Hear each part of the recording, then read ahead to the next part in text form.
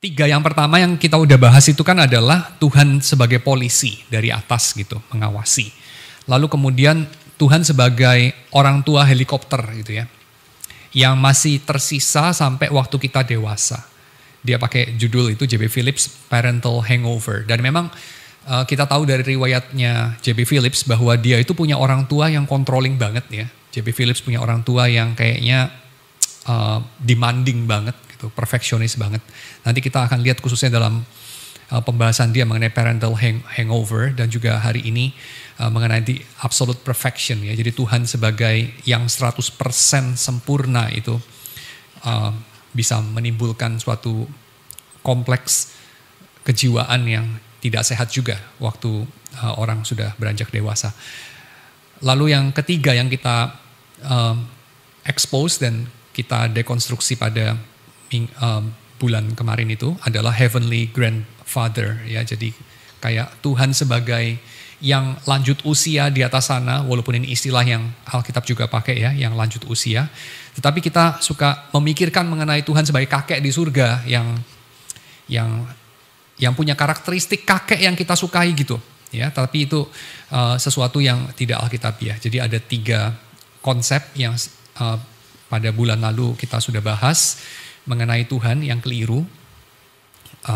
Jadi konsep Tuhan yang keliru itu kan sama saja dengan penyembahan berhala ya. Jadi menumbangkan konsep Tuhan yang keliru ini ya sama saja dengan menumbangkan berhala. Dan menumbangkan berhala itu ya sesuatu yang memang bagian dari teologi yang sehat ya. Jadi bagian teologi yang sehat itu adalah mendeteksi dan menumbangkan berhala-berhala kita. Jadi kita bisa di sisi yang lain mengatakan begini ya.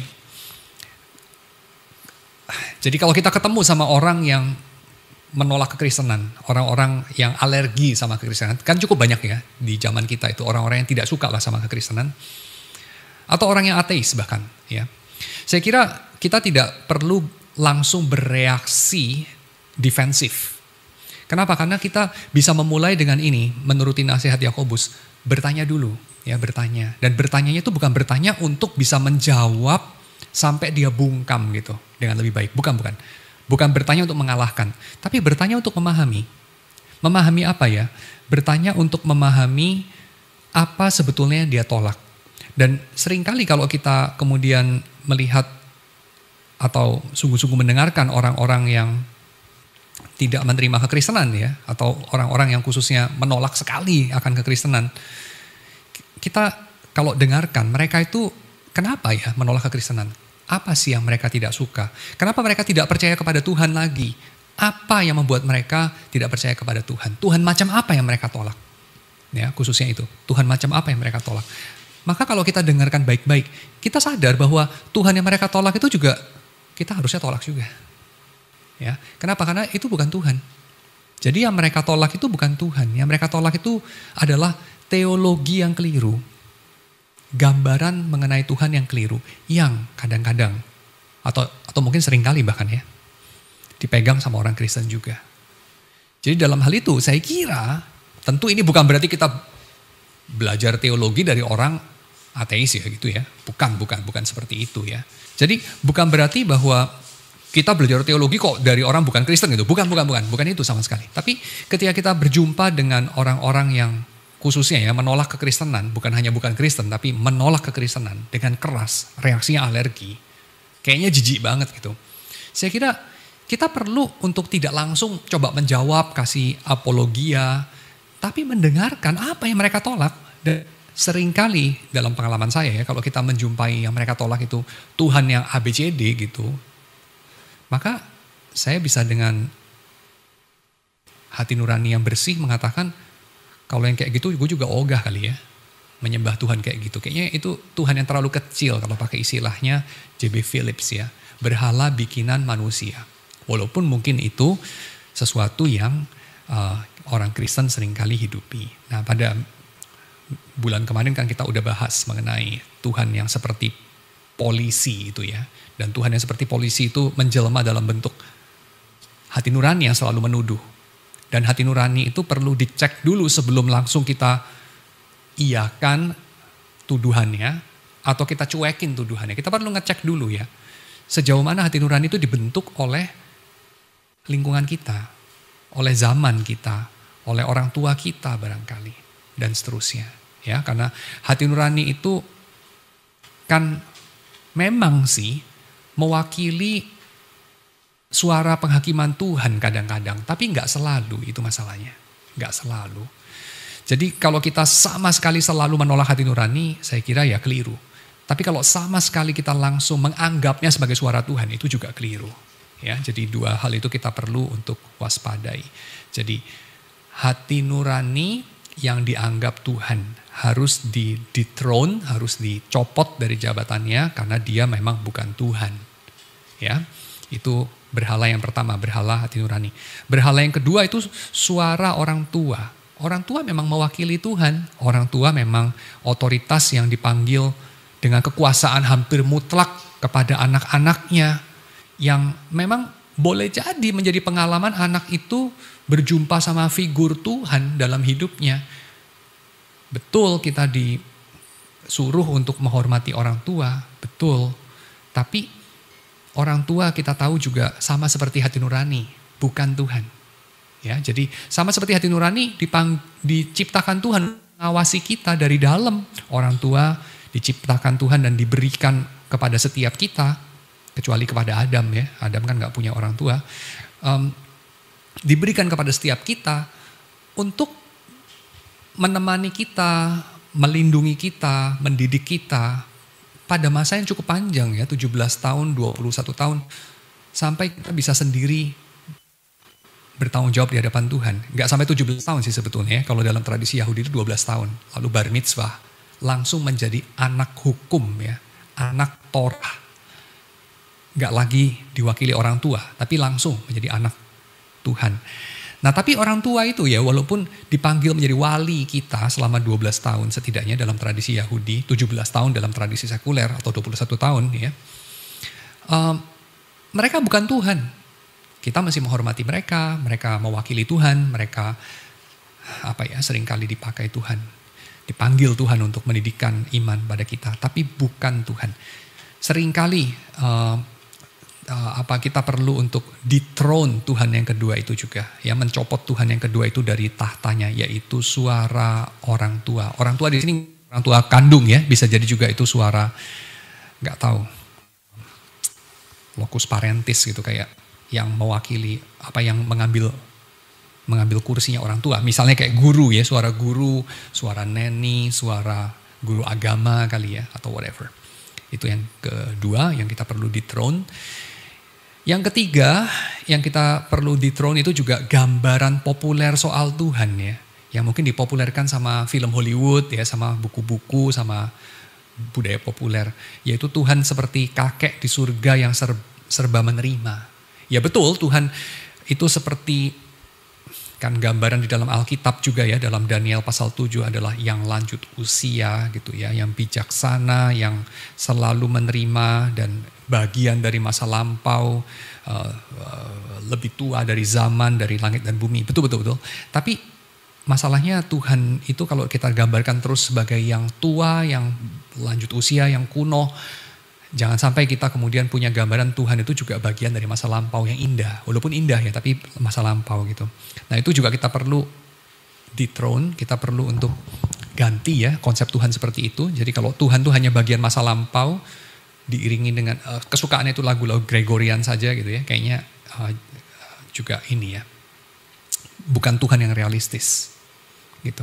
Karena masa lampaunya kita juga seringkali frozen pada satu zaman kok ya. Misalnya kayak zaman medieval misalnya, atau abad ke-16 misalnya, atau whatever. Ya zaman yang kita sukai gitu.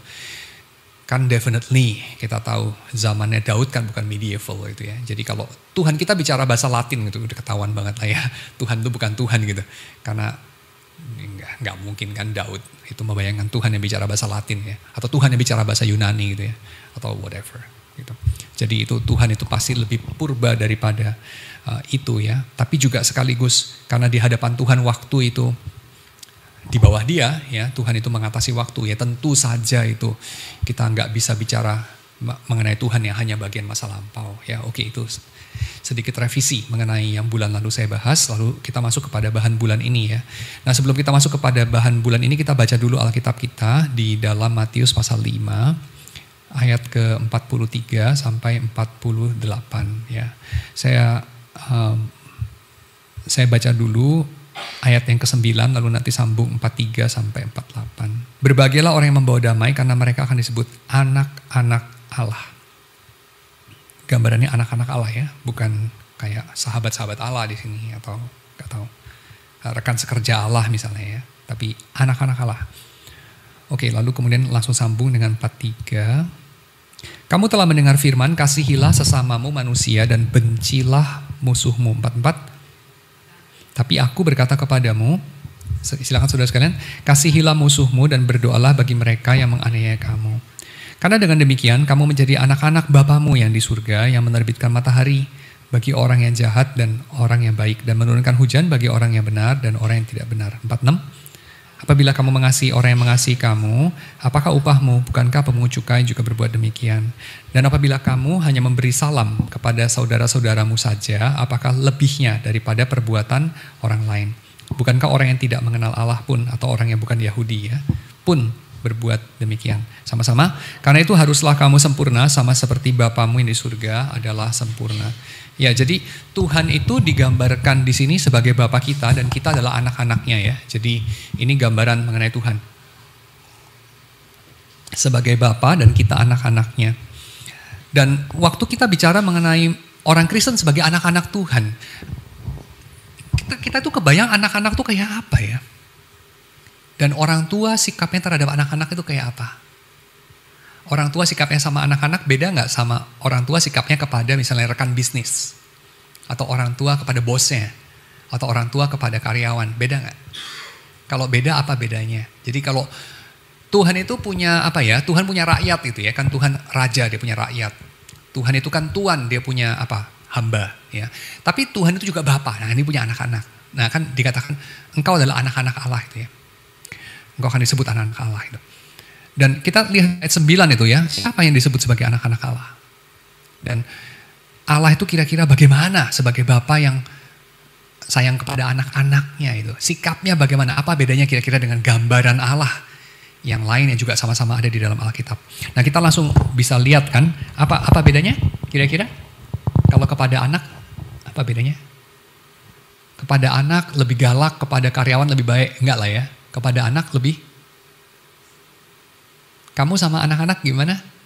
Dibandingkan dengan kamu sama teman yang seumur. Sama anak-anak protektif, ya kan? Sama anak-anak lebih akomodatif. Apa itu akomodatif? Menyesuaikan diri dengan kerendahan mereka. Karena mereka mungkin belum terlalu banyak belajar. Mereka mungkin masih egois. Mereka mungkin masih belum terlalu beradab gitu ya. Anak-anak kan sering kali biadab ya, anak-anak kecil gitu ya. Kamu lihat anak-anak kecil kalau lari-lari itu kan tingkah lakunya kan biadab ya, anak-anak kecil itu. Gak cuma lucu kan, tapi juga brutal, agak hewani sedikit gitu kan, teriak-teriak dan segala macam. Dan sebagai orang tua kamu sikapnya bagaimana? Kepada hewan-hewan kecil yang lucu dan kadang-kadang menjengkelkan itu. Akomodatif. Kamu gak expect mereka tingkah lakunya kayak orang dewasa, karena mereka masih anak-anak, kan gitu ya. Jadi kamu akomodatif. Nah, kira-kira kalau kita dikatakan sebagai anak Allah dan Allah sebagai Bapa kita, highlightnya itu adalah apa? Salah satunya ya, akomodasi itu. Tuhan berakomodasi kepada kerendahan kita, keterbatasan kita, kebodohan kita, bahkan kadang-kadang keegoisan kita dan seterusnya. Akomodasi itu bukan berarti mengiyakan, bukan berarti membenarkan, bukan. Tapi akomodasi berarti bersabar. Bersabar kamu masih dalam level itu aja. Ya, bersabar sampai kamu berubah. Jadi make do with whatever your stage itu. Jadi just ya Tuhan nggak menganggap kamu itu udah cukup dewasa, kira-kira begitu ya. Dan anak-anak itu kira-kira diperlakukan dengan bagaimana? Akhirnya Tuhan berlaku kayak apa? Kalau kita adalah anak-anaknya yang masih kanak-kanak, ya Tuhan berlaku selembut mentega kira-kira gitu ya. Tuhan berlaku dengan lembut dan manis karena anak-anak harusnya gitu ya. Kamu gambar sesuatu yang jelek gambarannya. Orang tua akan bilang apa? Kalau kamu masih kecil ya, masih umur 2 tahun, gambar jelek. Wah keren ya, oh ini gambar siapa nih, aduh bagusnya. Padahal ya sumpah mati jelek lah, gambarannya mana bisa bagus anak umur 2 ya. Kalau bagus ya jenius, mungkin ada juga. Kebanyakan ya jelek lah, bilangnya bagus kan, kenapa? Kasih encouragement. Orang tua pasti turunin standarnya kalau orang udah usia 22 gitu ya, gambarnya masih sejelek itu dan ngaku-ngaku itu sekolah seni dan segala macam. Kita bilang apaan sih lu, gambar apaan gini sekolah seni gitu kan. Kita lebih kejam gitu, karena dia ya udah tua bangka ya, udah seharusnya bisa gitu gambar yang bagusan. Tapi kalau sama anak kecil kan enggak gitu ya, kita penuh dengan dorongan, encouragement, pengampunan, mengakomodasi. Dan ketika kita mengatakan kita ini anak Tuhan, Tuhan itu orang tua kita, langsung muncul gambaran ini, Tuhan itu lemah lembut, ya, milk and mild. Meek and mild itu kalau Indonesia ya kan lemah lembut ya. Kita mungkin bilang lembut sih oke kali ya, tapi lemah kayaknya kok. Nah itu kira-kira ya. Jadi lemah di sini mungkin mewakili mildnya, kalau lembut mewakili meeknya atau nggak tahu lah kebalikannya mungkin.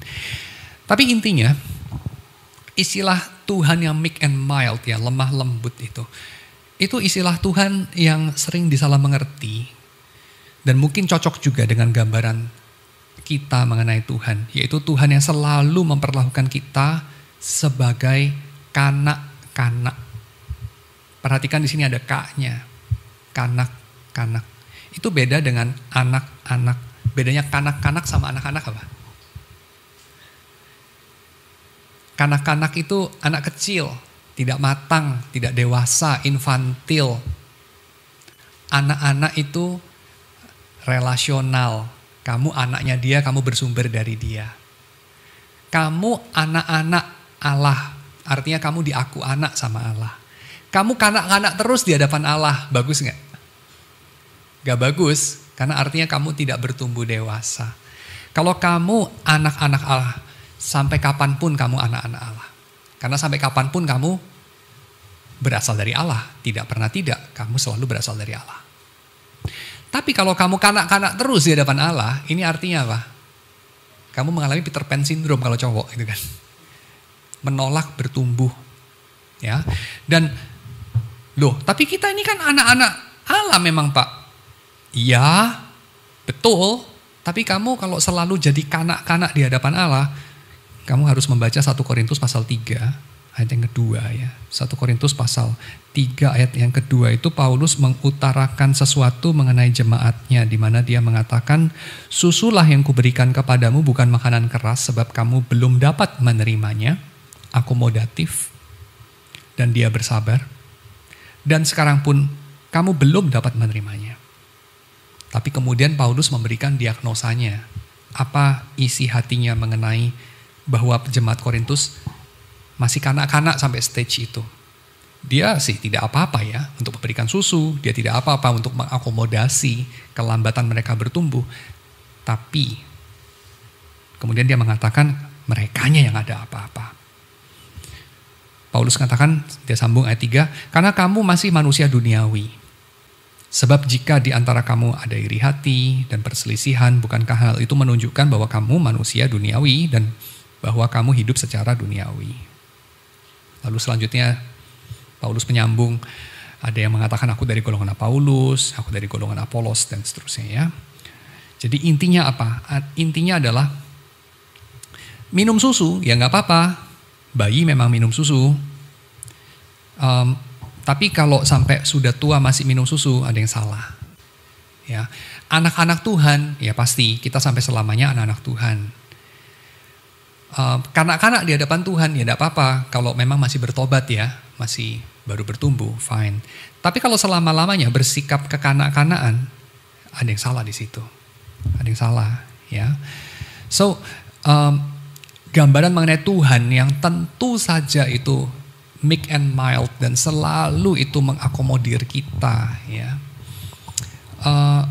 iya tidak tepat ya, karena kita punya Tuhan yang menuntut kita bertumbuh juga setelah dia menerima kita.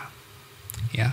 Jadi kita harus menjauhkan gambaran mengenai Yesus yang melulu, saya bukan bilang gak boleh ya, boleh tapi jangan senantiasa. Tuhan Yesus yang selalu soft and sentimental ya, soft and sentimental Jesus kata J.B. Phillips. Ini menarik bagi infantile churchgoers ya, dan melahirkan manipulative brokers menurut saya ya. Ini istilah saya sih ya, jangan dicari di J.B. Phillips, ini saya tambah-tambahi. Jadi gambaran Yesus yang lembek, bukan lembut mungkin ya, lembek dan sentimental, itu menarik bagi pengunjung gereja yang kekanak-kanakan, infantil, dan itu menyuburkan sikap makelar ya, orang tengah, dalam hal ini church leaders ya, yang manipulatif ya. Karena anak-anak gampang dimanipulasi ya, itu masalahnya.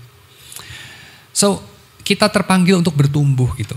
Tidak akan baik untuk jemaat Korintus sendiri dan juga tidak baik untuk Paulus sendiri, dan tentu tidak berkenan sama Tuhan kalau jemaat Korintus selalu bersikap kekanak-kanakan.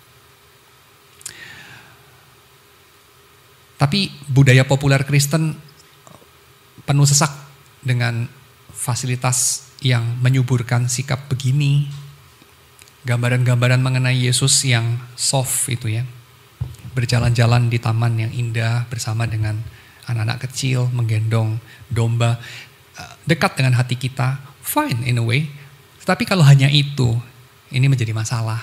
Karena seperti Tuhan itu adalah Tuhan Yesus yang jauh lah ya, gambarannya dengan Tuhan Yesus yang misalnya mengobrak-abrik para pedagang di bait suci karena mereka menghalangi orang-orang yang bukan Yahudi untuk berdoa di Gentiles court itu misalnya. Tuhan Yesus yang menegur orang-orang Farisi seperti kuburan yang dilabur putih misalnya. Tuhan Yesus yang ofensif, nah ini jadi nggak ada. Ya, tapi tentu juga jangan diganti dengan Tuhan Yesus yang hanya ofensif ya. Tuhan Yesus yang mulutnya itu isinya beling doang gitu. Nah, itu jangan juga ya, karena tentu saja Tuhan Yesus bukan sosok orang sombong yang mulutnya itu kasar dan isinya hanya menyinggung orang lain gitu. Senantiasa itu kayaknya juga bukan ya. Tapi Tuhan Yesus definitely bukan seperti mentega yang lembut saja ya, yang berbau kesusu-susuan itu, enggak cuma itu ya. Kasih itu ya, love itu enggak sama dengan lovey-dovey terus gitu. Ya, love itu kadang-kadang tough juga ya, kadang-kadang itu ofensif ya di rasanya. Jadi apa yang memicu gambaran Tuhan yang hanya manis seperti ini ya? Tuhan susu kental manis ini. Tuhan para hobbit gitu ya, kira-kira ya. Jadi hobbit itu kan suka di rumah, suka berkebun ya, suka damai, tenang di Middle Earth. Tapi Tuhan definitely nggak cuma Tuhan yang seperti itu ya. Tuhannya Thomas Kinkade gitu ya, Thomas Kinkade yang suka melukis. Kamu googling deh Thomas Kinkade ya, tulisannya Kinkade itu. Nah kamu langsung tahu itu. Thomas Kinkade coba Google Image gitu, langsung keluar dia punya lukisan-lukisan ya yang ya enak dilihat, seperti nasi goreng bagi mata gitu ya. Tapi ya kasih gambaran yang keliru mengenai Tuhan kalau Tuhan hanya seperti itu ya. Tuhan Yesus yang seperti kelinci ya, Tuhan Yesus yang seperti panda dan kura-kura yang tidak ofensif. Tapi Tuhan Yesus itu juga singa ya, bukan hanya singa tapi ya yang pasti bukan hanya kelinci. Oke, itu yang pertama. Jadi Tuhan yang seperti itu, Tuhan yang hanya seperti ayah yang lembut kepada anak-anaknya yang masih kecil. Itu tentu ada bagian itu, tentu ada sisi itu, tapi bukan hanya itu ya. Kalau kita punya hanya itu, definitely itu Tuhan yang palsu. Dethrone ya, tumbangkan. Yang kelima sekarang, berhala nomor 5. Berhala nomor 5-nya adalah Tuhan sebagai absolute perfection ya. 100%. Atau mungkin kalau kita zaman sekarang itu sudah kan orang suka lebay-lebayin. Jadi 110% gitu ya. 110%. Kan kita suka bilang, kamu itu harus selalu memberikan yang 100%. Tapi selama-lama ngomong itu jadi klise, itu seorang bikin lebih lebay gitu. Saya sih selalu memberikan 110% gitu ya. Oke. Nah ini adalah Tuhan yang semboyannya adalah ini bagi umatnya. Kerja, kerja, kerja, kerja. Tuhan yang adalah Asian Father gitu ya. Asian Father atau Tiger Mother gitu. Jadi kayak lu sampai ngotot kayak apapun kemudian Tuhan lihat rapot lu. Dia lempar gitu. Apaan cuman dapat 95 malu-maluin papa kira-kira gitu ya. Lu kan matanya sipit. Mestinya dapatnya ya 100 gitu ya. Saya tidak terima kurang dari 100. Kira-kira gitu. Emangnya lu anaknya orang bule gitu ya. Dapat 95 udah nyengir-nyengir. Enggak lah, kita ini orang Asia. Dapat cepek. Cuman terima dapat cepek. Kira-kira gitu. Oke, Tuhan yang perfeksionis. Tuhan sebagai supermandor gitu. Hampir gak pernah memuji. Bukan hampir gak pernah sih. Gak pernah. Kenapa? Karena anggapannya kalau dipuji nanti kendor dia. Jangan kasih kendor gitu kan. Kalau dipuji nanti dia besar kepala. Tapi dia lupa ya, kalau nggak pernah diafirmasi, nggak pernah divalidasi, jadi apa dia? Nah itu juga nggak pernah dipikir ya. Jadi kita bayangkan Tuhan tuh kayak gitu. Tuhan itu orang tua Asia yang tidak terima kurang dari 100 ya, tidak terima kurang dari super excellent gitu. Dan itu nggak pernah tergapai. So dalam gambaran seperti ini, para martirnya itu adalah mereka yang masuk rumah sakit karena kelelahan gitu ya. Mereka yang mati karena kecapean kerja. Itu para martirnya. Tuhannya itu penuntut dan umatnya hyper anxious kira-kira gitu. Ya, itu adalah penyembahan Tuhan yang saya kira ya orang Kristen seharusnya juga sadar. Itu bukan Tuhannya Alkitab gitu. Kultus seperti itu, penyembahan berhala. Kultus seperti itu, saya kira kalau orang gak tertarik dan orang berpikir, saya gak tertarik sama Tuhan orang Kristen, kenapa absolute perfection.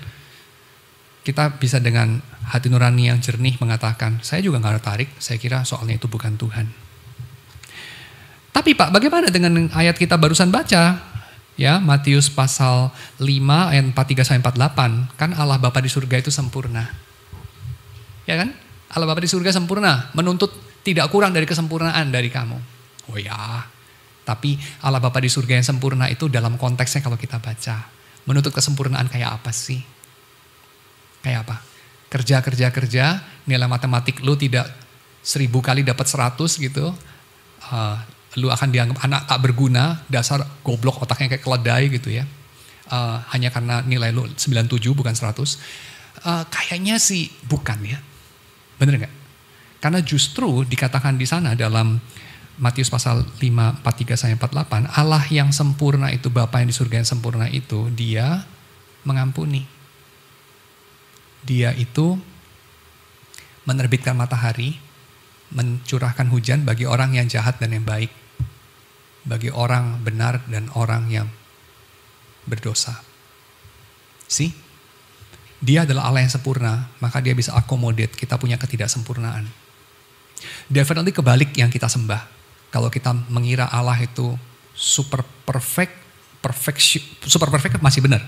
Perfeksionis menuntut dari kita bahwa kita sempurna, kalau enggak, lu enggak diaku anak sama Tuhan, itu berhala.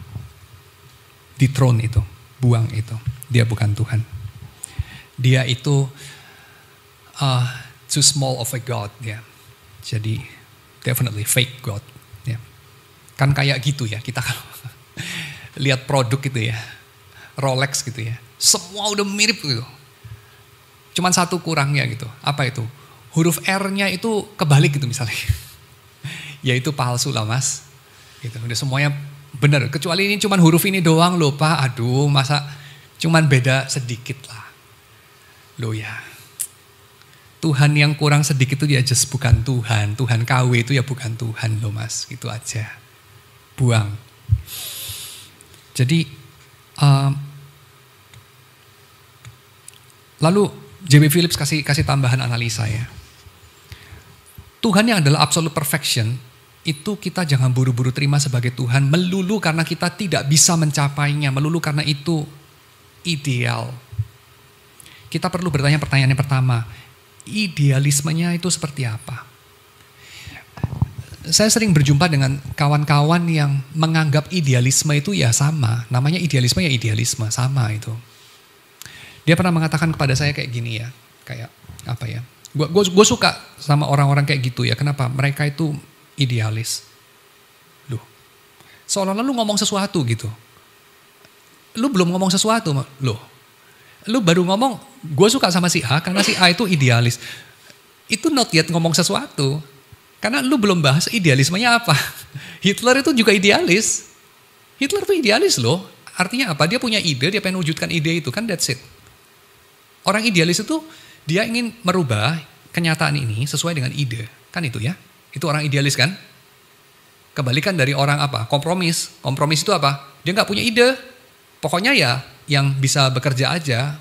What works? Ya sudah gitu. Oh it works, ya udah gitu. Dia gak punya idealisme tertentu, itu bukan orang idealis. Kan gitu ya, orang idealis, orang pragmatis kan. Tapi gue suka sama dia, kenapa? Dia orangnya idealis, gak pragmatis. Oke, good. Good dalam arti udah jelas sekarang, lo delineasinya di mana gitu, idealis, pragmatis. Tapi kan gak bilang bahwa idealis itu sama dengan Kristen. Idealis itu idealis, gitu aja. Itu mesti di follow up lagi dengan bertanya, idenya apa? Kan gitu. Idenya itu apa? Dia setengah mati mengejar, berkorban, ngotot, gak puas diri. Wah terus memecut diri, menuju idealisme. Iya, idealismenya apa? Itu mesti ditanya. Mesti diperiksa. Mesti ditaruh di bawah terang firman Tuhan. Idenya apa? Kedua, idenya dari siapa? Idenya bikinan siapa? Ya.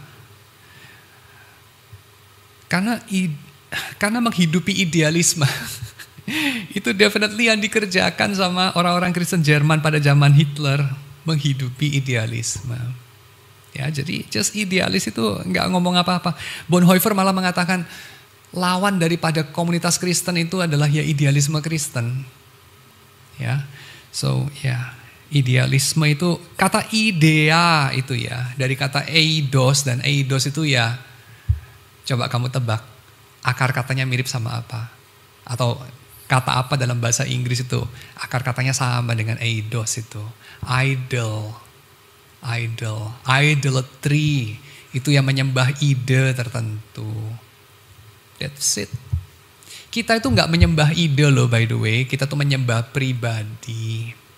Pribadi Tuhan. Bukan ide. Jadi orang idealis, saya bahkan bisa ngomong ya kalimat yang provokatif, orang idealis itu penyembah berhala. Ya, orang idealis itu penyembah berhala.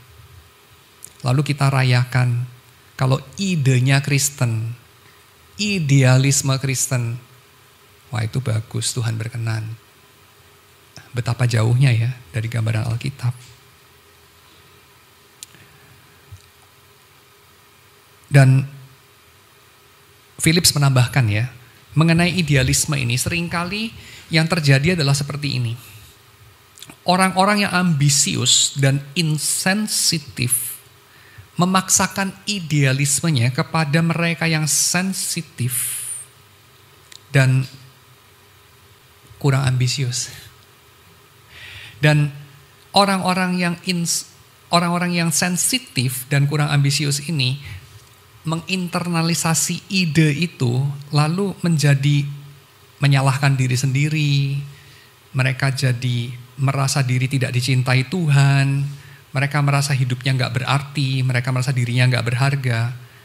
Karena tidak mencapai idealisme itu. Yang mana mungkin orang-orang yang insensitif dan ambisius itu pada tahun itu atau pada setelah 10 tahun sudah mengganti idealismenya. Sementara kita masih stuck in the past. Berusaha mengejar idealisme mati yang 10 tahun lalu ditetapkan sebagai Tuhan itu. Tuhannya sekarang sudah ganti.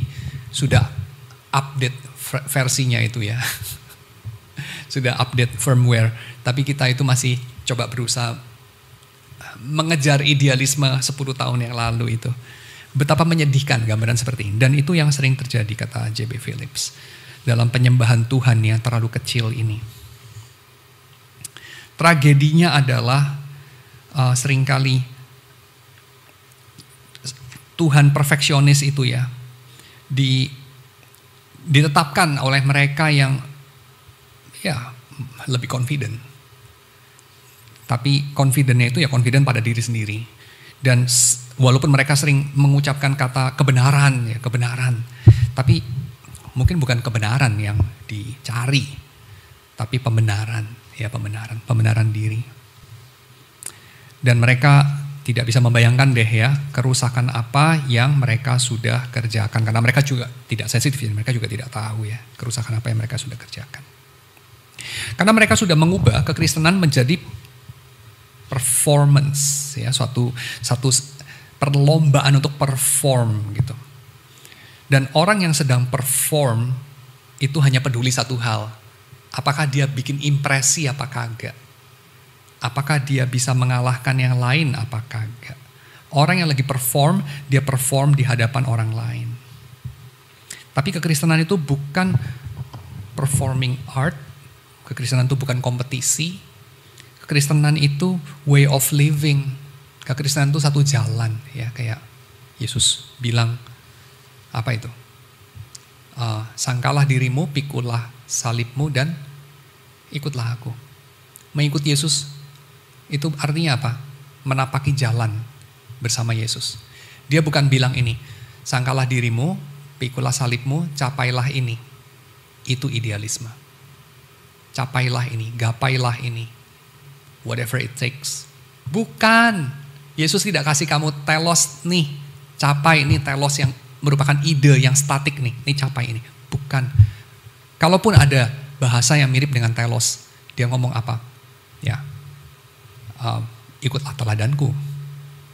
Jadilah seperti gambaran apa kita mesti berdoa agar kita menjadi seperti gambaran anak tunggal Allah itu, kata Paulus. Jadi dan kan beda ya antara Yesus dengan ide. Yesus itu bukan ide, itu masalahnya. Yesus itu pribadi yang hidup. Jadi menjadi serupa dengan Kristus tidak sama dengan up to an ideal. Gak sama itu. Ya. Kalau ideals itu dia kayak cetakan gitu. Kalau itu ya itu gak heran kalau kamu tidak menghidupi kekristenan yang menyegarkan tapi melelahkan. Tidak heran kalau kamu relasinya sama Tuhan itu seringkali itu kamu merasa minder dan malu, sehingga kamu ngumpet di semak-semak dari hadapan tatapan mata Tuhan, dan bukan berlari ke pelukannya seperti anak yang hilang itu walaupun dengan baju yang compang-camping, dan dengan tanpa apa-apa untuk ditawarkan, dengan tangan hampa anak bungsu, anak yang tak tahu diri itu pulang, dengan tangan hampa dia pulang. Tapi kita mungkin enggak gitu. Aduh kalau enggak beli oleh-oleh dulu dari Total Buah ya, dan membawa segala apalah ya, penanda-penanda bahwa saya sudah berbakti buat Tuhan walaupun saya kemudian dengan segera sampahkan itu ya. Jadi kayak ini gak penting lah, tapi udah capai juga loh. Dan itu saya letakkan di hadapan Tuhan. Rasanya kok malu ya dengan tangan hampa saya kembali kepada Tuhan. Tapi anak bungsu itu kembali kepada Tuhan dengan minus. Ya. Nah kita itu menganggap Tuhan itu kayak apa? Jangan-jangan kayak anak yang satunya yang tinggal di rumah menganggap papanya gitu. Papanya itu apa? Manusia yang tidak memberikan bahkan satu ekor kambing pun untuk dia dan teman-temannya bersukaria, padahal dia udah lebih baik daripada adiknya. Absolute perfection. Dan itu jelas bukan gambaran papanya ya, nggak tepat kan, karena papanya nggak bersikap begitu kok, ya kan? Itu gambaran dia sendiri, itu idealisme dia sendiri, itu berhala. Yang harus kita dethrone. Ya. Karena kita kalau enggak ya merubah kekristenan itu jadi semacam cosmic Got Talent audience. Ya, jadi kayak audiensi Got Talent, tapi bukan American Got Talent atau British Got Talent, tapi Cosmic Got Talent gitu kita rubah itu. Jadi kayak begitu ya. Kamu gemeter di hadapan juri, kamu dihakimi, cukup bagus enggak saya ya? Saya entah akan di cancel, gitu ya, lu pergi mati aja sana, atau wah lu hebat banget dewa, mereka nyembah-nyembah gitu. Kekristenan kan bukan kayak gitu loh, kekristenan itu bukan British Got Talent gitu, bukan ya.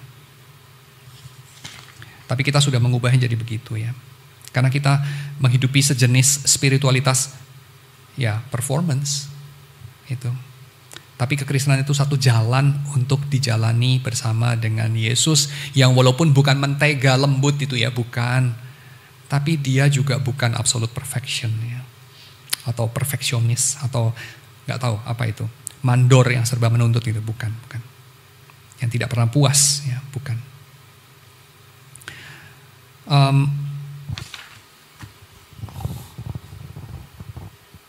Kalau kekristenan dianggap sebagai kompetisi atau perlombaan apa itu untuk berprestasi, maka kita cenderung menjadi unimaginative, kita cenderung menjadi self-righteous, kita itu cenderung akhirnya itu di satu sisi ya seperti itu ya,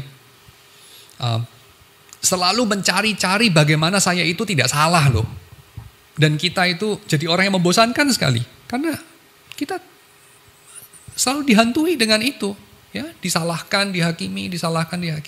Atau di sisi yang lain, kita menjadi orang yang terdorong kepada kemarahan. Karena kita tahu kita tidak bisa mencapai idealisme itu. Jadi dipenuhi kemarahan, kita dipenuhi kebencian kepada kesuksesan orang lain. Kita dipenuhi dengan kejijian kepada diri sendiri karena kok tidak bisa mencapai idealisme seperti itu. Khususnya kalau kita itu introspektif, conscientious, dan kita sensitif ya. Kita akan jadi hyper anxious itu. Oke. Itu yang gambaran yang kedua ya. Jadi kita perlu bertanya idealismenya buat siapa?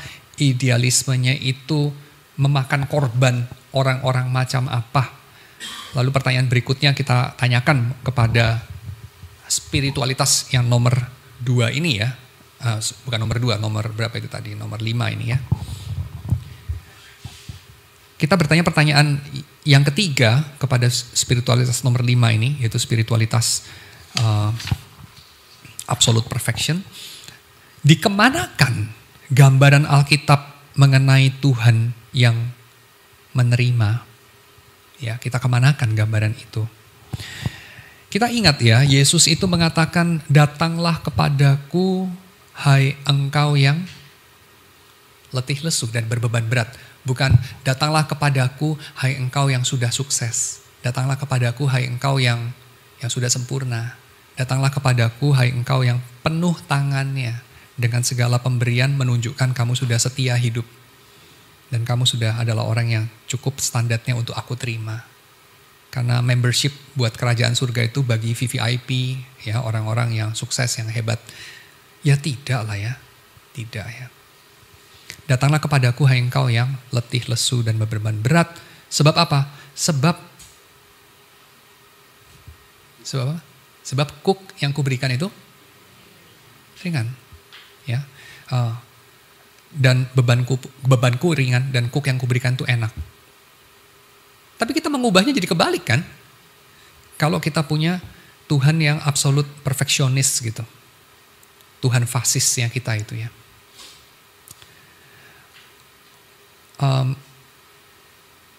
Jadi kesimpulannya, memang Tuhan itu sempurna. Ya, Tuhan itu perfect, definitely. Dia Bapa yang sempurna. Matius pasal 5 ayat 48. Tapi ini tidak mengundang kita untuk jadi seperti anak-anak orang yang sempurna ya. Ada beberapa orang begitu kan.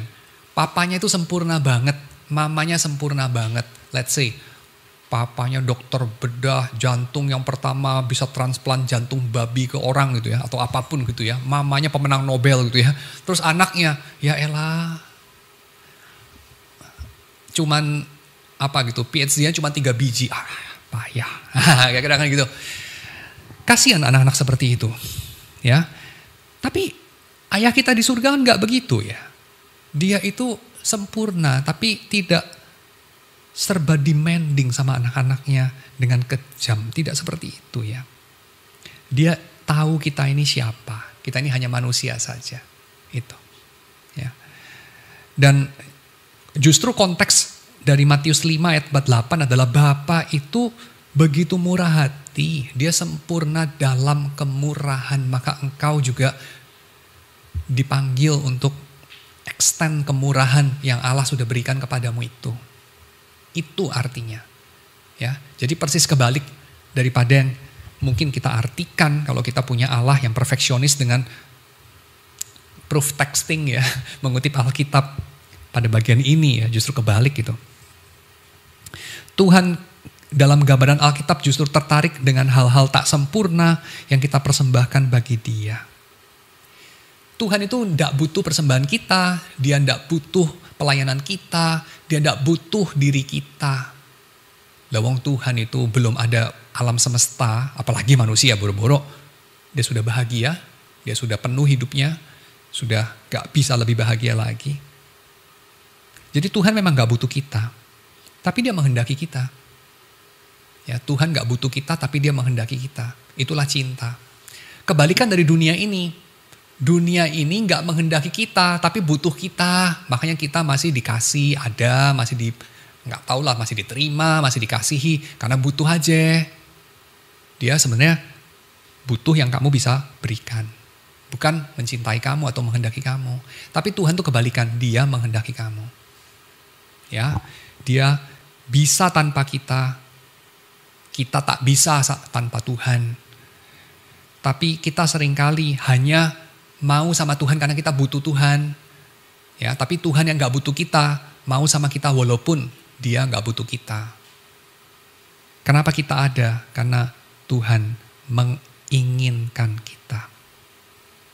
Nah, jadi jangan salah ya, kita seringkali kayak mau melindungi transendensi Tuhan dengan mengatakan apa? Tuhan tuh gak butuh lu. Iya bener lah, salahnya apa secara filosofis, secara teologis kan yang salah itu. Tuhan memang gak butuh kita. Tapi implied yang kita ngomong dengan ngomong Tuhan gak butuh lu adalah Tuhan tuh sebenarnya gak menginginkan lu. Ya, Tuhan gak menginginkan lu. Menginginkan dalam artian apa sih? Kamu itu kayak anak yang diinginkan. Ada pengalaman itu kan ya, anak-anak yang tak diinginkan. Anak-anak yang tak diinginkan tuh kayak apa sih? Papa mamanya masih umur 16 tahun, SMA gitu, pacaran terus hamil gitu kan. Anak-anak yang tak diinginkan. Kan sedih tuh anak-anak yang tak diinginkan. Atau papa mamanya udah umur 50 ya, procot anak lagi gitu kan. Udah anak yang 16, muncul anak nomor 17 gitu kan. Udah miskin lagi gitu kan. Jadi kayak anak yang tak diinginkan gitu. Kan sedih anak yang tak diinginkan. Loh, kita itu bukan anak yang tak diinginkan sama Tuhan. Tapi definitely kita anak yang tak dibutuhkan. Dan tak dibutuhkan tuh justru highlighting kasihnya Tuhan. Karena dia itu udah gak butuh kita, artinya dia gak mungkin taking advantage dari kita. Kita tuh berguna apa buat Tuhan?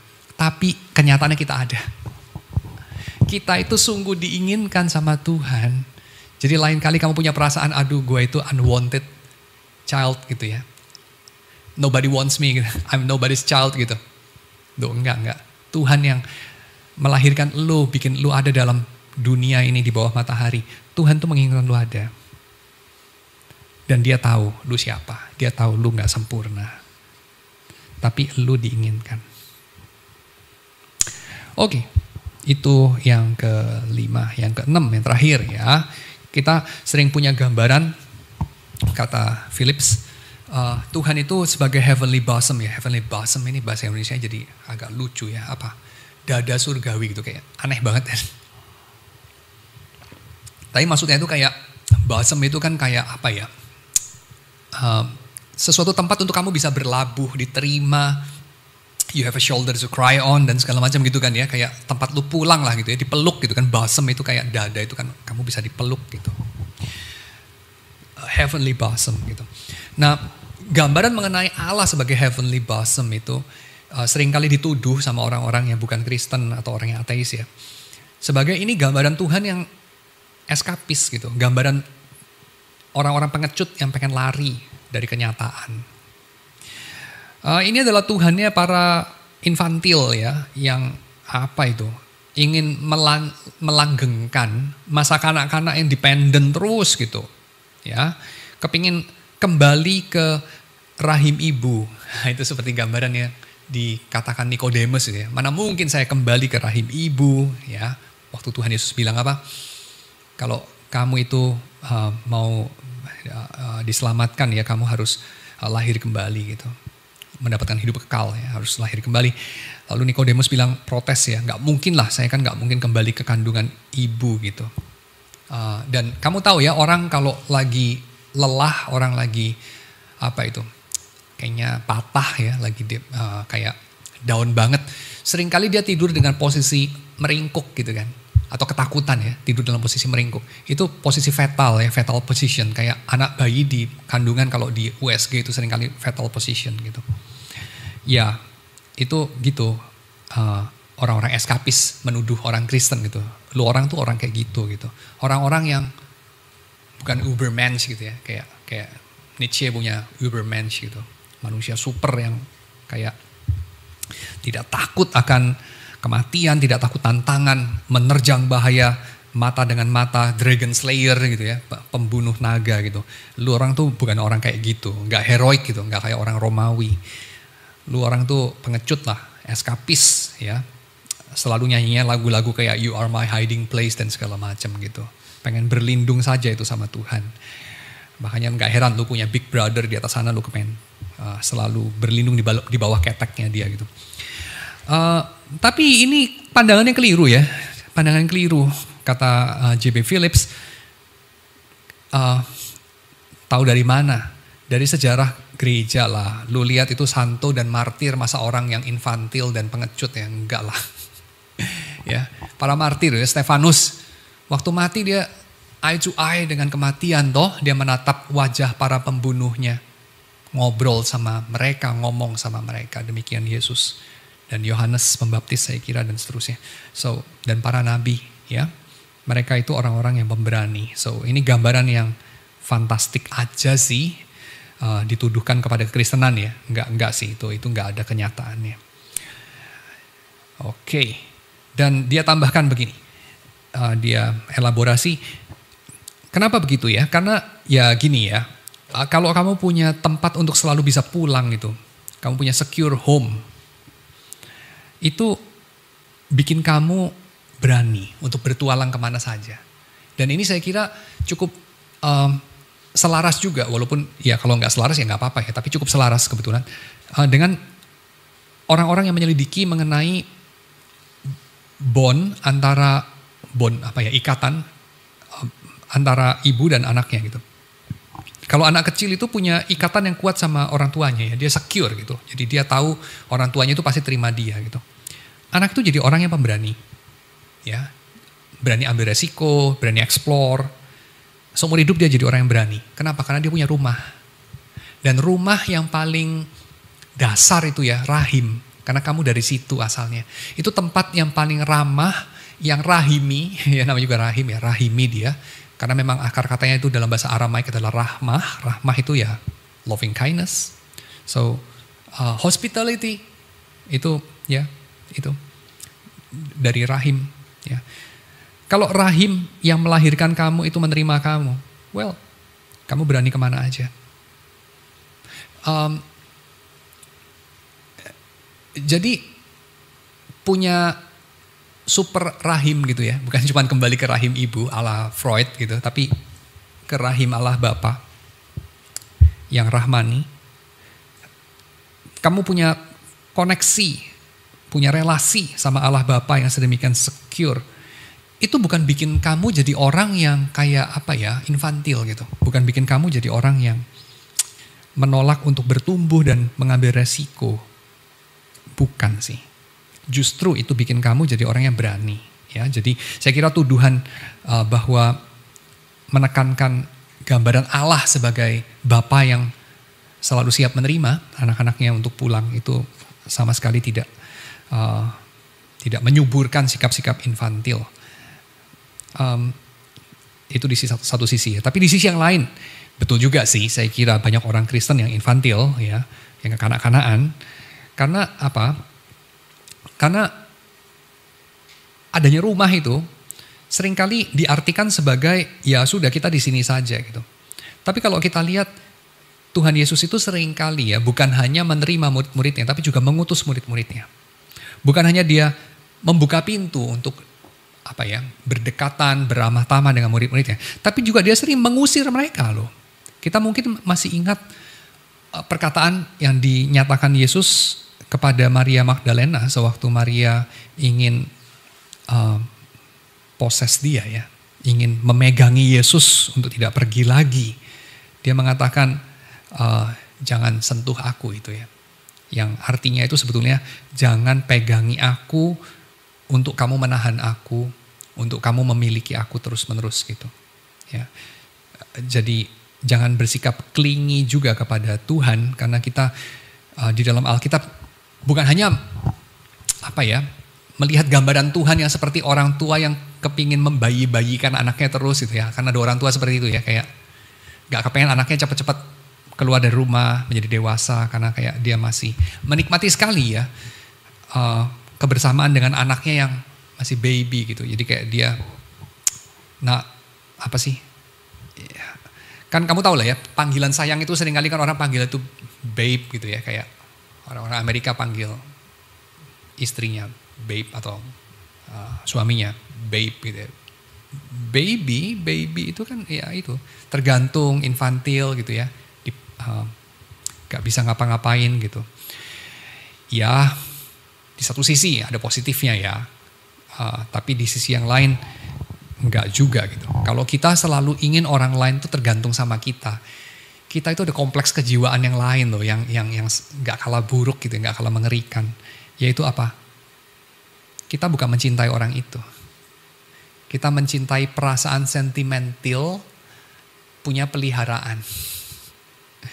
Bagi orang-orang semacam demikian, saya nasihatkan pergi ke pet shop beli kelinci.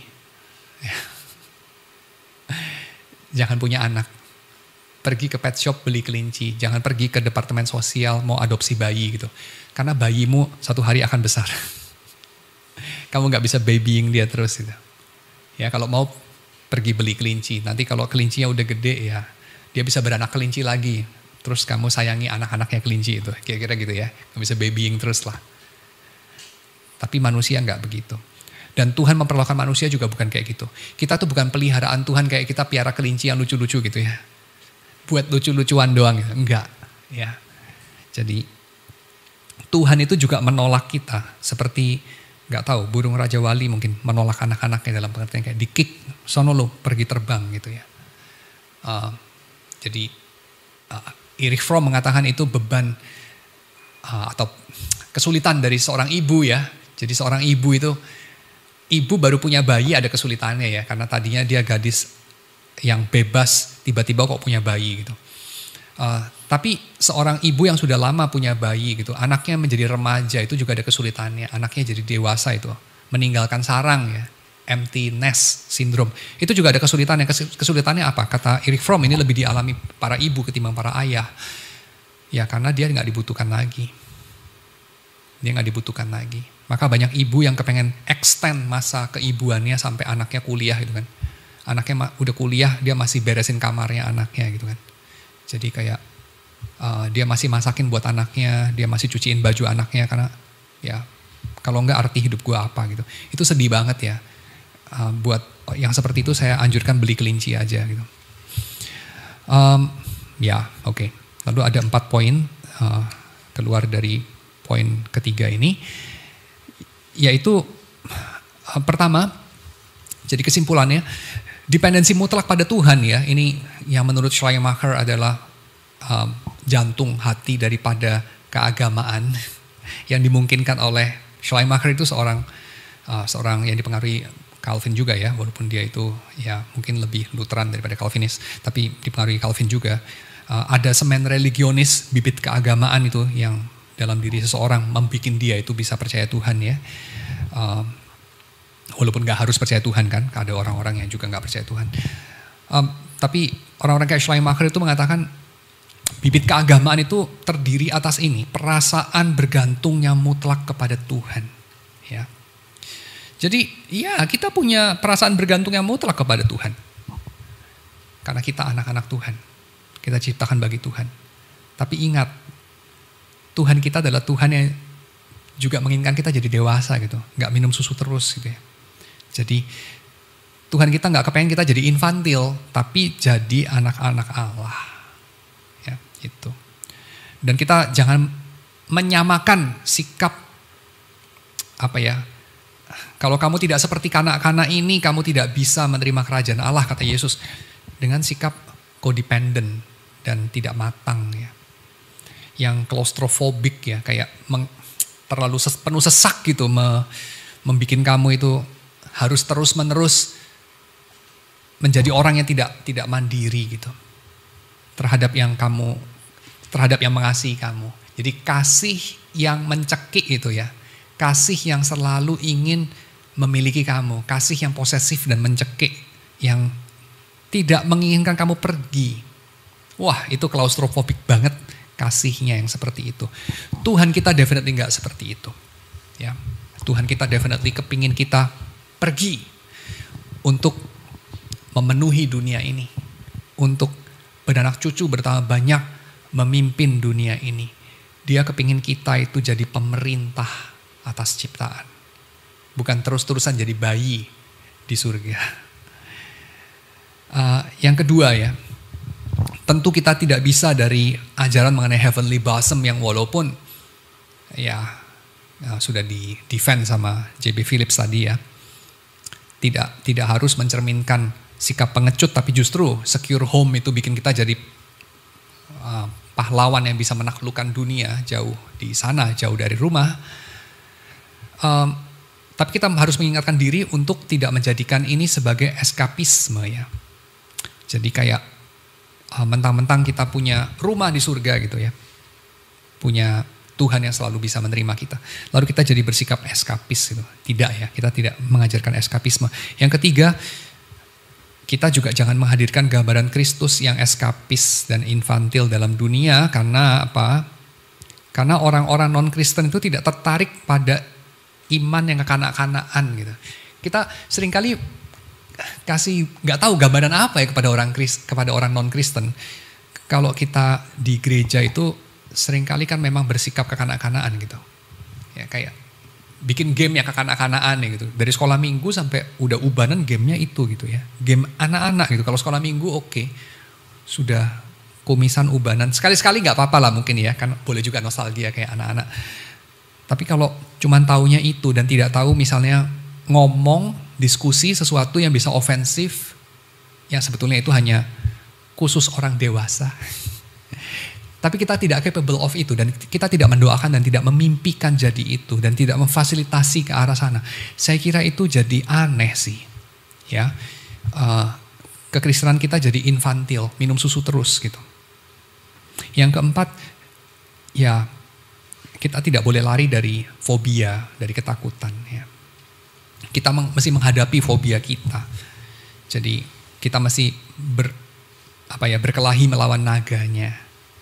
Jadi dalam hal ini kita membuktikanlah kepada Nietzsche bahwa orang yang Kristen itu bukan orang-orang yang lari dari naga, tapi menghadapi naga itu mata dengan mata dan menikam naganya. Justru karena kita punya rumah untuk kita selalu diterima. Ya, karena kita dikasihi maka kita berani. Bukan karena kita dikasihi maka kita klingi sama Tuhan dan jadi anak-anak manja gitu, bukan. Jadi Injil yang sejati itu tidak menawarkan regresi kepada masa kanak-kanak yang aman tanpa tuntutan seperti dalam rahim. Ada masa-masa itu, perlu Tuhan yang merancang, tidak perlu merasa bersalah. Itu manusiawi sekali dan Tuhan yang membuat manusia, merancang manusia. So bersyukurlah kepada Tuhan, rayakan itu.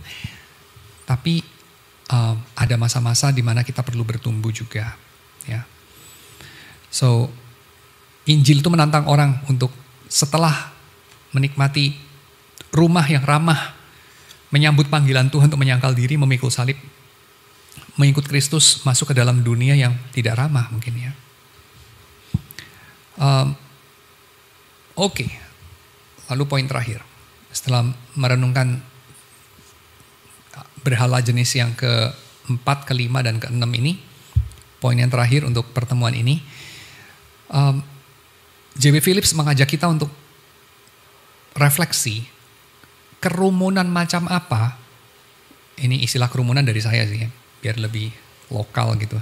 Kerumunan macam apa yang dikumpulkan oleh berita Injil yang kita kumandangkan. Kerumunan macam apa? Ya, what kind of crowd? Dan ini menarik ya, karena di mana hikmat diberitakan itu muncul kerumunan, muncul crowd. Kayak apa sih? Kayak itu loh, kitab Kohelet. Kohelet itu pengkhotbah ya, kitab pengkhotbah. itu berasal dari istilah kohelet dalam bahasa Ibrani. Kohelet itu adalah yang mengumpulkan kerumunan.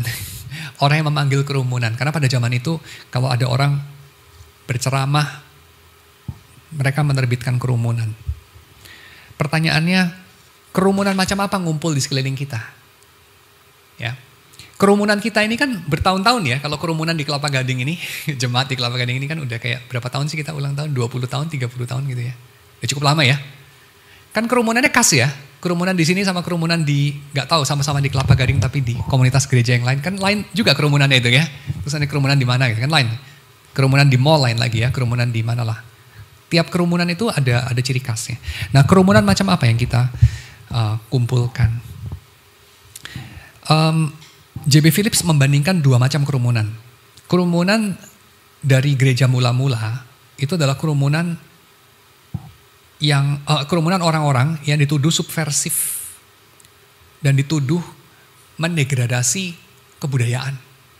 Jadi orang Kristen mula-mula itu dituduh dua itu ya, subversif sama mendegradasi kebudayaan. Kalau zaman kita kamu kebayang kerumunan yang mana itu?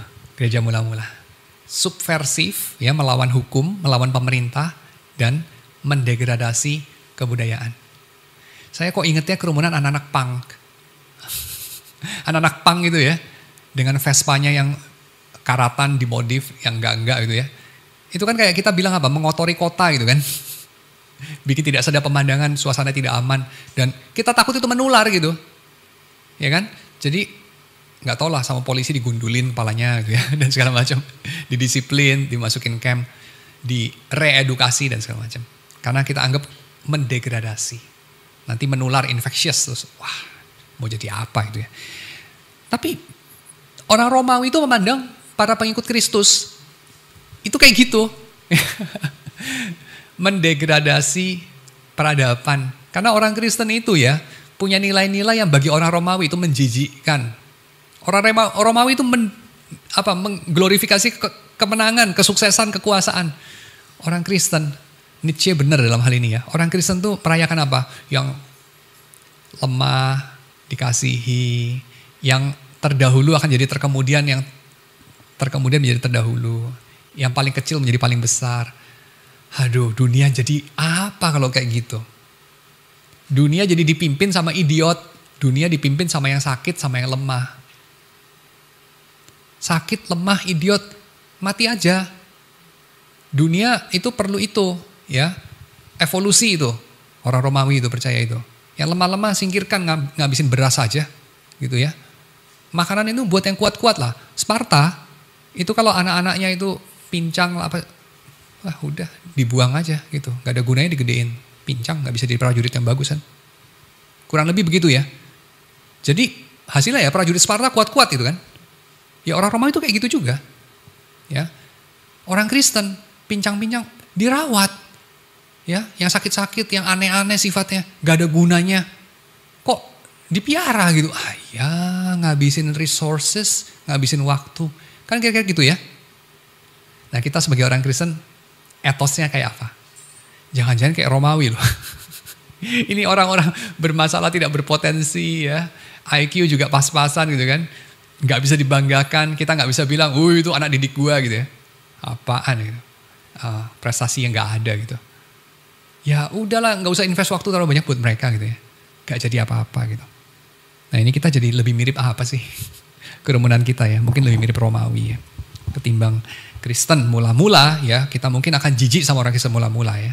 Karena mereka itu buat kita kayak anak-anak punk gitu. Pendosa sampah masyarakat itu tertarik sama Injil yang seperti itu ya. Injil pengampunan dosa, Injil datangnya kerajaan Allah yang adalah solusi bagi mereka yang berdosa dan tertindas. Dan itu tidak menarik bagi mereka yang terhormat, nyaman dan aman dan privilege dalam suatu masyarakat, which is dalam zaman itu Roman citizen. Gak menarik buat mereka. Oke, dan bandingkan dengan zaman ini, kata Phillips, zaman ini orang macam apa tertarik sama Injil yang kamu tawarkan? Coba yang berkerumun di gereja, apalagi mega church gitu, yang berkerumun itu, gerombolan, kerumunan kayak apa? Anak-anak yang tertindas, yang terhina, yang tersingkir, yang merasa bangkrut secara rohani, berdosa, tidak berkenan sama Tuhan. Atau mereka yang merasa ya cukup punya modal sih sebenarnya. Orang-orang baik-baik yang kumpul di gereja kan. Orang-orang baik-baik yang cukup berprestasi, yang cukup aman, yang diterima sama masyarakat. Orang-orang terhormat lah. Gereja itu kumpulan orang-orang terhormat. Kata Philips, mari kita bertanya, kita tuh memberitakan Injil macam apa? Kok yang berkerumun kumpulan begitu? Ya tentu ini kita bisa ngomong kan ya. Duh kan kita ini Kristen gak dari kemarin Pak. Kan sudah bergenerasi-generasi. Jadi ya pantas lah dulu bajingan ya sekarang jadi santo ya. Itu kan tujuan tercapai. Oke, good. Tapi yang lainnya kok gak ada gitu. Kok tidak menarik lagi bagi kerumunan orang-orang yang seperti pada abad pertama itu berkerumun di sekeliling Yesus ya. Kemana mereka? Mengapa Injil tidak menarik bagi mereka? Oke, itu yang pertama ya. Jadi itu 2A itu. Lalu 2B. Ada orang jenis tertentu yang tertarik dengan Injil yang kita beritakan, yang barangkali takut sama Yesus, tidak tertarik sama Yesus. Yaitu orang-orang yang infantil, orang-orang yang kejangkitan Peter Pan syndrome ya. Gak mau bertumbuh, yang kepengen jadi bayi terus. Ya mereka gak tertarik sama Yesus. Mereka gak tertarik sama Yesus. Tapi kenapa tertarik sama gereja pada zaman kita? Nah itu, mari kita renungkan pelan-pelan ya, kita kunyah pelan-pelan. Saya gak akan kasih jawabannya. Mari kita kunyah pelan-pelan. Mengapa kita berjumpa dengan banyak orang-orang yang infantil dalam gereja kita? Injil macam apa yang kita beritakan, yang kita hidupi, ya sehingga orang-orang seperti ini tertarik. Oke, that's it, itu aja. Saya bukan bilang itu buruk ya, tentu kan Injil bagi semua orang ya, tapi menjadi refleksi buat kita gitu, Injil yang seperti apa. Ini bukan pertanyaan retoris loh ya, ini pertanyaan diagnostik, bukan retoris. Kalau retoris kan kayak, macam apa itu, bukan kayak gitu ya nadanya. Jadi hari ini kita coba dekonstruksi itu bukan cuma destruksi ya. Saya kira kalau Philips pakai istilah destruksi ya, saya kira kita bisa lakukan lebih daripada destruksi sih. Dan Philips juga lakukan bukan hanya destruksi ya, saya kira yang dia lakukan dekonstruksi. Jadi kayak menelusuri sejarahnya, mendiagnosa, lalu kemudian ya meninggalkannya sih, ya. Kita hari ini mendekonstruksi tiga Allah palsu lagi ya, yaitu Allah palsu. Yang pertama itu Allah yang seperti mentega lembut. Yang kedua Allah yang adalah ayah Asia yang penuntut. Dan yang ketiga itu Allah yang sekedar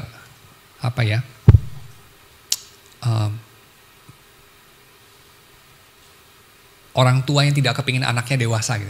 Ya itu. Yaitu 3 macam Allah yang kita turunkan dari tahtanya pada malam hari ini. Oke. Kalau ada pertanyaan silakan. Kalau dari Bapak sendiri, Bapak ada lihat gak sih Pak, di zaman kita ada contoh satu komunitas yang mirip kayak gereja mula-mula menarik orang-orang yang terpinggirkan gitu? Ada, tapi agak jarang gereja yang terstruktur ya. Tapi ada sih. Ada. Tapi memang biasanya tidak bisa terlalu dibanggakan dari segi misalnya punya gedung sendiri atau kerumunannya makin besar sekian persen per tahun atau persembahannya cukup atau lebih-lebih biasanya atau diakui sama siapa. Biasanya agak kurang bisa dirunut kepada prestasi-prestasi semacam itu sih. Tapi bukan tidak ada sih, ada sih. Dan biasanya mereka mengalami self-doubt juga karena ya gimana ya, manusia itu tetap manusia kan. Jadi kayak kalau orang-orang di sekeliling selalu kasih invalidasi kayak lu tuh ngapain sih, kayak yang lu layani juga gak tahu terima kasih, dan kayak orang-orang itu juga gak berubah gitu, dan kayak lu tuh sebenarnya ngapain gitu. Tapi ya kita perlu ingat juga ya, karena kayak memangnya kita melayani untuk bisa mencapai objektif yang terukur gitu. Aneh juga kan itu kan. Tapi memang dunia kita kan begitu ya, objektifnya mesti terukur gitu. Kayak jadi guru kan juga gitu kan. Kayak lu kasih ujian yang terukur gitu, ada kayak bisa dipetakan. Walaupun nggak salah juga sih ya, tapi ya well, salah juga gitu. Ya mungkin kayak gitulah. Tapi semua itu kayak begitu ya, seringkali dijadikan numerik gitu. Ya otherwise susah juga memang kita mengatur dalam dunia yang serba tidak saling kenal ini ya. Untuk menjadi aliran dana, akuntabilitas dana dan segala macam. Kayak lembaga penelitian kan gitu juga ya. Lembaga penelitian. Saya kemarin ada dengar sharingnya seorang peneliti mengenai toksiknya dunia akademis gitu. Karena kayak ya lu mesti memenuhi parameter-parameter impersonal yang entahlah siapa yang bikin itu ya, dan kayak diterjemahkan dalam bentuk angka gitu kan. Dan itu kayak banyak celahnya gitu. Lu bisa kayak berprestasi karena lu sebenarnya mengejar indikasi prestasi, tapi prestasi itu sebenarnya apa? Dan orang itu bisa berprestasi basically ada satu faktor X, faktor random gitu. Faktor lagi hoki, agak mirip sama bisnis sebetulnya. Jadi kayak peneliti itu sekarang ini penelitian kan udah jadi industri gitu ya. Jadi peneliti itu yang sukses tuh kayak apa gitu. Waktu masih kecil kita kebayangnya tuh gua mau jadi ilmuwan tuh mau jadi kayak Newton gitu ya. Mau jadi kayak Archimedes gitu kan. Zaman sekarang nggak ada Archimedes gitu. Lu jadinya orang-orang berjas putih yang jumlahnya tak berhingga itu yang ngantri untuk artikelnya diterima di jurnal yang ratingnya ada belasan itu, nggak tahu lu ada di kasta mana dan lu berharap tahun depan ada dana turun untuk lu punya penelitian dan segala macam, lu bisa catat di CV lu, ya lu ikutin rat race kayak inilah karyawan pada umumnya lah, cuma bedanya beda bidang aja gitu. Dan bidang lu kayaknya nggak penting-penting banget, walaupun lu sendiri bilang penting banget. Ya begitulah kira-kira. Dan selalu kayak bos lu selalu ada chances untuk ambil kredit dari segala kerja keras lu dan lu gak dapat apa-apa gitu atau dapat kayak sekunder. Well, ya kayak gitu deh yang lu alami. Dan dalam dunia seperti itu ya gak heran lah ya. Yang dikejarkan indikasi gitu, angkanya. Ya, so gereja-gereja kayak gitu bukan yang gak ada sih, tapi seringkali ya nggak lama kemudian orangnya discourage banget terus bubar. Ada sih, bukan nggak ada. Thank you Pak. Pak, dari infantil ke mature jadi dewasa kan itu prosesnya panjang sekali, tergantung orang ya. Tapi ada ayat tuh yang mungkin saya salah mengerti. Yesus melihat pohon lalu tidak berbuah, tapi dia larang untuk ditebang, biarkanlah digemburin gitu, dipupuki lagi. Nanti tahun ketiga kalau tidak berbuah baru tebang. Jadi seperti ada minimum waktu yang diberikan kesempatan untuk menjadi berbuah. Apakah tanda kedewasaan itu salah satunya berbuah saja atau? Ya salah satunya itu sih. Salah satu ya. Salah satunya itu, tapi jangan dijadikan hukum tertulis di atas batu tahun ketiganya itu ya. Dan juga jangan dianggap kayak ini berlaku individual saja, karena terutama itu berlaku kolektif. Jadi yang ditulis dalam PL dan PB itu paradigmanya itu kolektif sebetulnya. Jadi bukan untuk kamu atau saya, tapi untuk kita gitu. Jadi per kolektif. Makanya juga kayak panggilannya menjadi gereja, menjadi komunitas, dan bukan menjadi orang Kristen gitu, bukan, tapi menjadi komunitas kayak gitu. Menghasilkan atmosfer, menghasilkan kayak chemistry itu kan kayak reaksi kimianya dan bukan orang per orangnya. Jadi tidak boleh menekankan atau menuntut menjadikan pola tahun ketiga harus jadi dewasa. Oh, enggak. Ada yang puluhan tahun kayak jemaat itu tetap aja berkanak-kanakan. Yes. Bahkan saya sendiri lama banget bertumbuhnya. Yes. Tapi perlu diadres. Jadi gini, ada beda antara infant sama infantil. Kalau infant itu ya memang dia baru lahir ya, masih infant gitu. Untuk itu ya perlu akomodir gitu. Untuk itu ya perlu bersabar, perlu dikasih minum susu. Tapi ada kalanya orang itu menolak bertumbuh.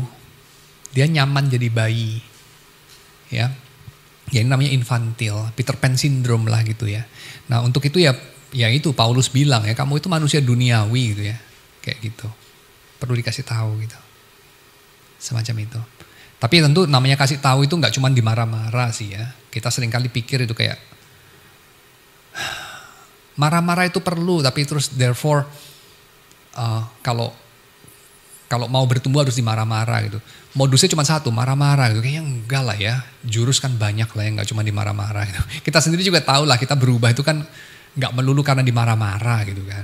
Kadang-kadang orang itu just kasih tahu dengan cool, kadang-kadang orang itu sedih, kadang-kadang whatever, kasih contoh kali. Dan seterusnya kan. Atau ngajakin mungkin, atau apapun ya. Tapi ya itu kira-kira. Coba tanya sama diri sendiri, buat kamu highlightnya yang mana dari 3 berhala itu?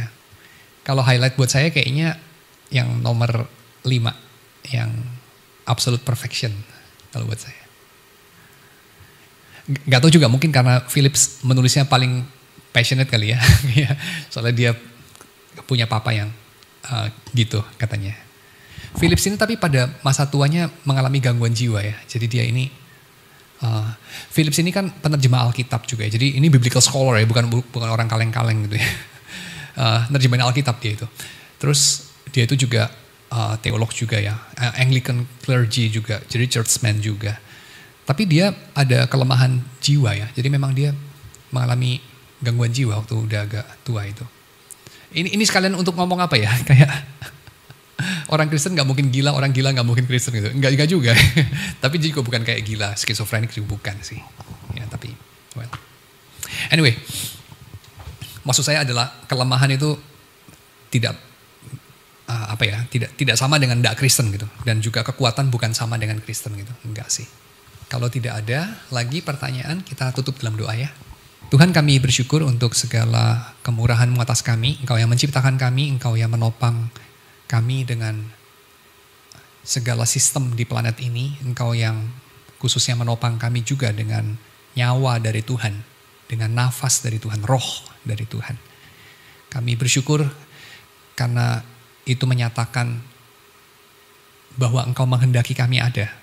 Itu menyatakan bahwa kami itu eksistensinya diinginkan khususnya oleh diri-Mu sendiri yang mengadakan kami dan mengadakan segala kehidupan. Kami bersyukur karena kami punya landasan yang kuat bahwa kehadiran kami diinginkan dan mempunyai maksud, dan keluar dari sana kami boleh menapaki hari-hari kami di bawah matahari dengan suatu ucapan syukur kepada Tuhan yang sudah mencipta kami, memelihara kami, dan memimpin jalannya jagat raya ini.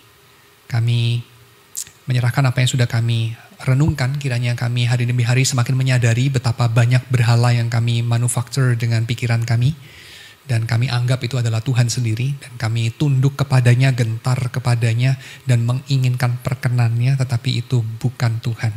Tolong kami untuk makin hari makin menyadari berhala-berhala kami, dan meninggalkannya, menurunkannya dari tahtanya, supaya kami boleh menyembah Tuhan yang benar, yang wajahnya kami lihat dalam Yesus. Terima kasih ya Tuhan, dalam nama Yesus kami berdoa. Amin.